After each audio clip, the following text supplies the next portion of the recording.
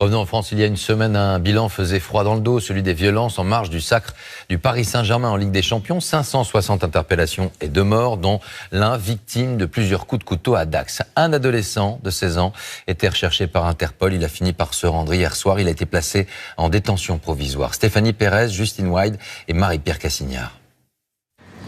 À Dax, sur les lieux où Benoît, 17 ans, a été tué en marge de la victoire du PSG, l'émotion toujours de ses amis et des habitants du quartier. Ils ont appris aujourd'hui que l'auteur présumé des coups de couteau mortels s'est rendu. Soulagé qu'il s'est rendu et déçu pour sa famille, pour son entourage. C'est triste. Je n'ai jamais pensé un seul instant qu'il allait se rendre.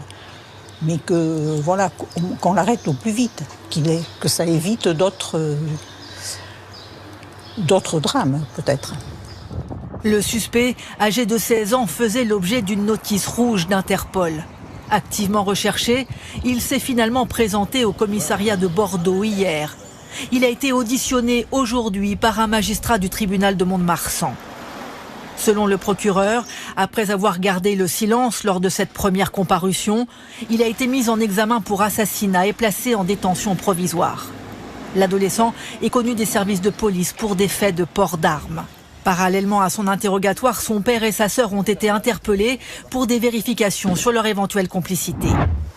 Depuis samedi dernier et les incidents ici dans le centre de Dax, les enquêteurs ont établi un début de scénario. Les deux jeunes se connaissaient.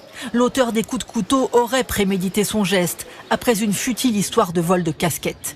Benoît est mort de plusieurs coups de couteau au thorax.